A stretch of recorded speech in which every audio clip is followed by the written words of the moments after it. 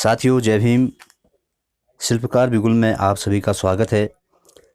साथियों, शिल्पकार बिगुल आपके लिए लेकर आ रहा है उत्तराखंड के मूल निवासियों के इतिहास से संबंधित एक पुस्तक, उत्तराखंड के शिल्पकार, जिसके रचयिता हैं श्री चमन लाल प्रद्योत जी, श्री प्रवीण कुमार भट्ट जी और श्री अरुण कुकसाल जी। साथियों, ये पुस्तक का प्रथम संस्करण 2012 में छपा था और इसका मूल्य था तब 595 रुपये। और यह पुस्तक बिनसर पब्लिकेशन कंपनी इसके प्रकाशक हैं। तो दोस्तों, इस पुस्तक से हम उत्तराखंड के शिल्पकारों के और यहाँ के मूल निवासियों के इतिहास को समझने की हम कोशिश करते हैं और आपके समक्ष मैं इसे रख रहा हूँ और उम्मीद करता हूँ कि आप लोग इसे बहुत गौर से सुनेंगे, बहुत गौर से देखेंगे। तो आइए शुरू करते हैं पुस्तक का पहला अंश, हम सब की बात से। उत्तराखंड के शिल्पकार नाम से यह संकलन आपके हाथ में है। इस संकलन के 27 लेखों में शिल्पकारों के सवालों को जानने एवं समझने का एक साथ प्रयास किया गया है। 3 खंडों में विभाजित इस पुस्तक में शिल्प और शिल्पकार शब्दों के विस्तार के साथ ही पहाड़ी भूभाग में शिल्पकारों के इतिहास और देश की आज़ादी के बाद शिल्पकारों की स्थिति पर विमर्श का प्रयास किया गया है।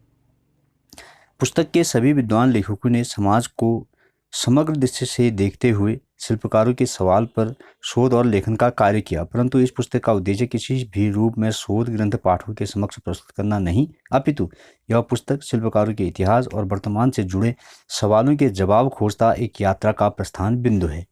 इन अर्थों में यह पुस्तक शिल्पकारों से जुड़े अनेक समसामयिक सवालों के जवाब तलाशने की श्रृंखला की एक कड़ी है।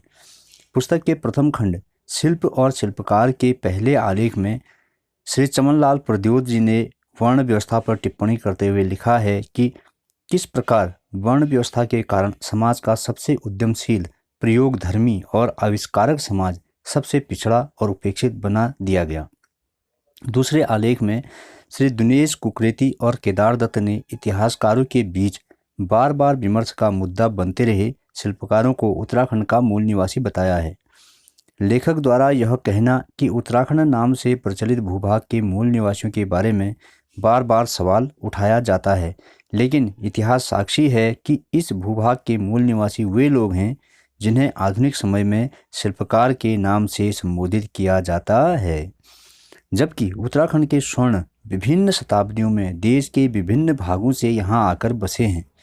प्रथम खंड के तीसरे लेख में कैप्टन सूरबीर सिंह पवार उत्तराखंड के शिल्पकारों के इतिहास पर गहन दृष्टि डालते हुए लिखते हैं कि गढ़वाल के शिल्पकार यहाँ की प्राचीन आदिम जातियाँ किरात, पुलिंद और तड़ंगादी जातियों की संतानें हैं। लेखक के मुताबिक कुलिंद नाम के एक निवासी समूह का वर्णन महाभारत में भी आता है। पर्वतीय क्षेत्र एवं गंगा की घाटियों में रहने वाले तत्कालीन समाज को किरात कहा जाता था। 4वीं सदी ईस्वी के पूर्व के प्रसिद्ध यूनानी राजदूत मेगास्थनीज, जिन्होंने भारत के उत्तरी भागों में भ्रमण किया था, उन्होंने भी अपने लेखन में उत्तराखंड क्षेत्र में किरात जाति का होना वर्णित किया है। मेगास्थनीज के किरात जाति के वर्णन की पुष्टि प्राचीन पाश्चात्य इतिहासकार पेरिप्लस ने भी की है। रामायण में भी किरात जाति का उल्लेख मिलता है।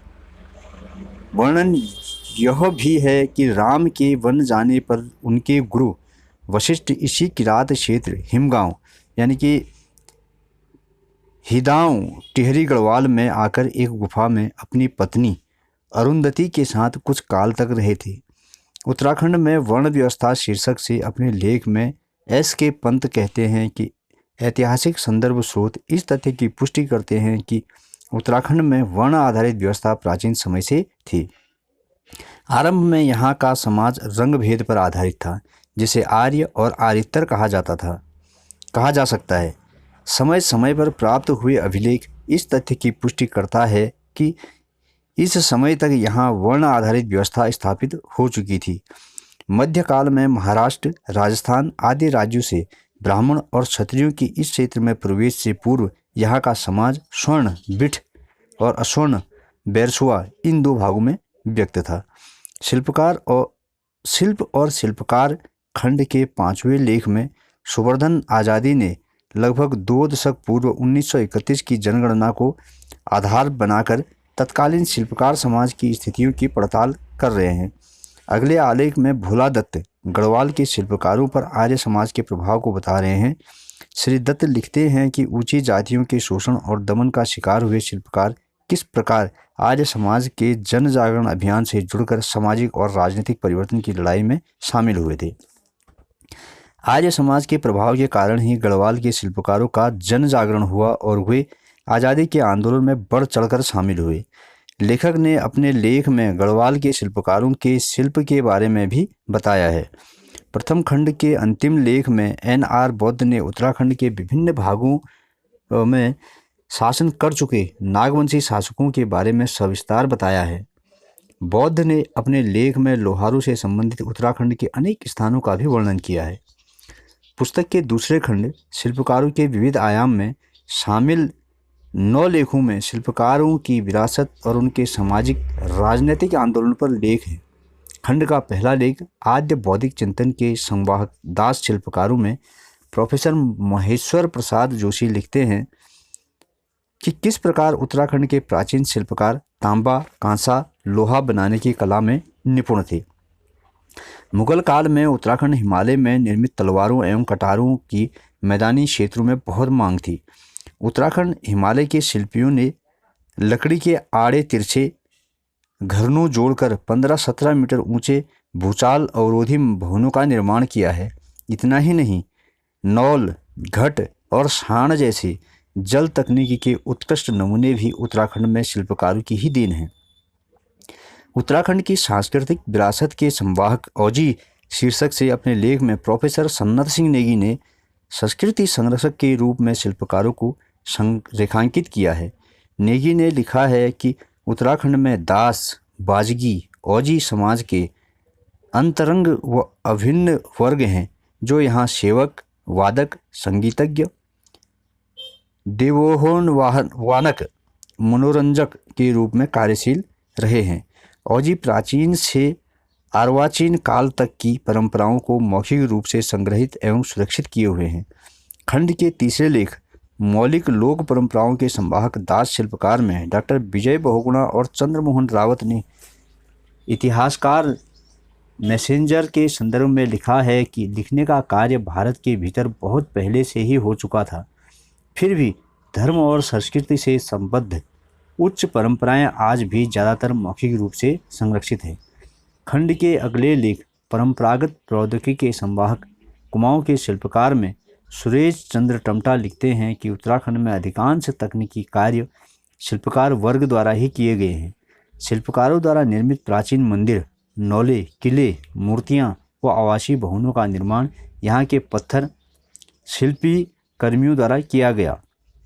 कार्य के आधार पर कुमाऊं में शिल्पकारों की अनेक उपजातियाँ विद्यमान हैं। उन्हें अपनी अपनी तकनीकी विशेषज्ञता के आधार पर जाना जाता है। ताम्र कर्म करने वाले टमटा, लौह कर्म के लिए लोहार, पाषाण कर्म के लिए ओड़ तथा बाँस रिंगाल से विभिन्न उपकरण बनाने वाले शिल्पकारों की उपजाति बाड़ी कहलाई। वर्तमान में कुमाऊं के बढ़ई तथा काष्ठकर्मी अपनी उपजाति मिस्त्री लिखते हैं। अगले लेख काष्ठ शिल्पी अतीत से आज तक में डॉक्टर यशोधर मठपाल उत्तराखंड के काष्ठ शिल्पी के इतिहास से वर्तमान तक की स्थितियों पर विस्तार से प्रकाश डालते हैं। मठपाल यह भी बताते हुए चलते हैं कि 125 वर्ष पूर्व एटकिंसन ने उत्तराखंड में शिल्पकारों की 25 उपजातियां अभिलिखित की हैं। डॉक्टर मठपाल लिखते हैं कि उत्तराखंड में काष्ठ शिल्पी का कार्य देवालयों, आवास गृहों तथा चल सामग्री के रूप में 3 प्रकार का होता रहा है। उत्तराखंड में काष्ठ शिल्पी के 300 से 600 साल पुराने अवशेष आज भी मौजूद हैं। मठपाल ने अपने लेख में तत्कालीन प्राचीन समाज और समाज में काष्ठ शिल्पियों की भूमिका का खूबसूरत रेखांकन किया है। मठपाल ने बताया है कि किस प्रकार काष्ठ शिल्पियों को उनके श्रम के बदले मासिक या दैनिक वेतन और वस्त्र बर्तन आदि देकर प्रसन्न किया जाता था। स्वर्गीय बलदेव सिंह आर्य जी ने दलितों के स्वतंत्रता से पहले के सबसे बड़े आंदोलन डोला पालकी की मूल पृष्ठभूमि पर तथ्यात्मक विश्लेषण प्रस्तुत किया है। स्वर्गीय बलदेव सिंह आर्य जी द्वारा 1942 में तैयार की गई रिपोर्ट के प्रमुख अंशों को इसमें शामिल किया गया है। खंड के पहले लेख में प्रोफेसर शेखर पाठक उत्तराखंड में सामाजिक आंदोलन की रूपरेखा शीर्षक से बता रहे हैं कि किस प्रकार आज़ादी के आंदोलन से पूर्व ही शिल्पकार समाज में सामाजिक जागरण का आंदोलन जोर पकड़ने लगा था। जसपाल सिंह खत्री एवं सन्नत सिंह नेगी अपने लेख उत्तराखंड के शिल्पकारों का ऐतिहासिक संघर्ष डोला पालकी आंदोलन में लिखते हैं कि डोला पालकी आंदोलन उत्तराखंड के शिल्पकारों के संघर्ष का इतिहास है। डोला पालकी का प्रयोग प्राचीन समय में राज परिवार के सदस्यों द्वारा शान शौकत के साथ आवागमन में होता था। कालांतर में विवाह के मौक़ों पर वर वधू के लिए डोला पालकी का प्रयोग किया जाने लगा, लेकिन ऐसा सभी लोग इसका प्रयोग नहीं कर सकते थे। स्वर्ण समाज में डोला पालकी का अपना विशेषाधिकार मानते हुए शिल्पकारों के लिए डोला पालकी पर प्रतिबंध लगा दिया।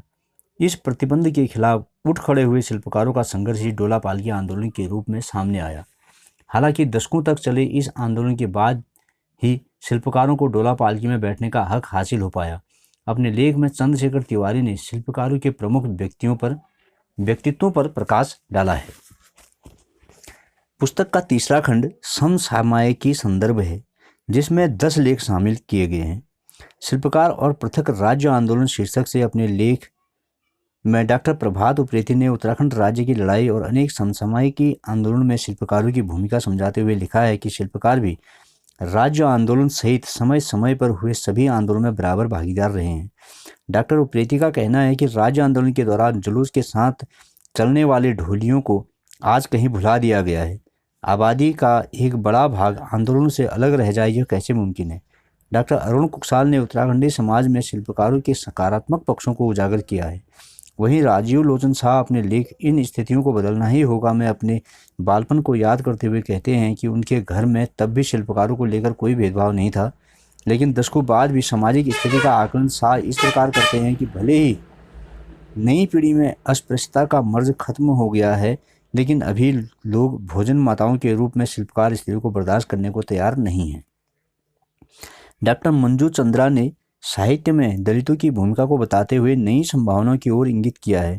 उनका कहना है कि नई पीढ़ी के साहित्यकार दलितों की मनोदशा एवं जीवन शैली में आने वाली चुनौतियों को सामने लाएंगे, क्योंकि दलित साहित्यकारों ने एक वर्गीय चेतना को उभारने का बखूबी कार्य किया है। महेश पांडे अल्मोड़ा के ताम्र शिल्प की बदहाली के कारणों एवं उनके परिणामों को सार्वजनिक करते हुए दलितों के आर्थिक तंत्र को मजबूत प्रदान करने की बात कही है। प्रेम पंचोली ने दलितों के आज के सामाजिक एवं राजनीतिक सवालों को उठाया है। विनोद कुमार ने दलितों के हुनर को गैर बराबरी के कारण होने वाली बर्बादी को रेखांकित किया है। उन्होंने आज की पहाड़ी अस्मिता को बचाए रखने के लिए दलित वर्ग के उद्यमों को पहले बचाने की वकालत की है। डॉक्टर नीरज रुवाली ने अनुसूचित जाति से संबंधित नए सरकारी प्रावधानों को अपने आलेख में उल्लेखित किया है। डॉक्टर अजय कुमार प्रद्योत ने उत्तराखंड अनुसूचित जाति के विकास एवं नियोजन पर नीति संबद्ध विचार व्यक्त किए हैं। पुस्तक के अंतिम लेख में प्रवीण कुमार भट्ट वर्तमान राजनीतिक संदर्भों में दलितों की स्थिति एवं उनके कल्याणकारी योजनाओं के वास्तविक स्वरूप एवं के जीवन को सामने रखा है। शिल्पकार आज भी समूची सामाजिक, आर्थिक एवं राजनीतिक चिंतन की मुख्य धारा का विषय नहीं है, भले ही उसके कल्याण के लिए शोर शराबा खूब होता है। इस विचार पर चिंतन करते हुए बहुत से मित्र एवं विद्वान लेखकों ने सामूहिक चिंतन एवं श्रम का परिणाम है यह पुस्तक। हम सबके लिए वो सब मित्र साधुवाद के पात्र हैं जिन्होंने प्रत्यक्ष एवं अप्रत्यक्ष रूप से इस पुस्तक को तैयार होने में सहयोग प्रदान किया। हम इस पुस्तक की परिकल्पना के केंद्र बिंदु डॉक्टर अजय कुमार प्रद्योत का हार्दिक आभार करते हैं, जिनके सुविचारों एवं सुप्रचारों से इस कार्य को मूर्त रूप प्रदान किया। हम विशेष रूप से professor MP Joshi, professor Shekhar Pathak एवं प्रोफेसर नागेंद्र ध्यानी के हृदय से आभारी है, जिन्होंने पुस्तक संपादन में अपना मार्गदर्शन हर स्तर पर प्रदान किया। Doctor Nand Kishore Hatwal, doctor MP Thakur, doctor Manoj Pankaj Panjani, Chandrashekhar Tiwari, Diwan Bora, Chandraveer Singh Tagadiyal एवं विजय अरोरा ने इस पुस्तक को तैयार करने में अपने स्तर से जो सहयोग दिया है वह काबिल तारीफ है। इस पुस्तक के प्रकाशक कीर्ति नवानी, व्यवस्थापक विंसर पब्लिकेशन कंपनी, जो कि उत्तराखंड की सृजनशीलता को बढ़ावा दे रहे हैं, उन्हें हमारी बहुत सी शुभकामनाओं के साथ आभार। चमन लाल प्रद्योत, प्रवीण कुमार भट्ट, अरुण कुकसाल जी। दोस्तों, आज के लिए इतना ही, और दूसरे वीडियो में हम इसके पहले भाग का पहला अध्याय शुरू करेंगे, शिल्प और शिल्पकार। आपको यह वीडियो कैसा लगा कमेंट में ज़रूर बताइए। चैनल को सब्सक्राइब करें, इसे लाइक करें और घंटी वाले बटन को ज़रूर दबाएं, जिससे कि हमारी आने वाली वीडियो आप तक पहुंच पाए। बहुत बहुत धन्यवाद। जय हिंद।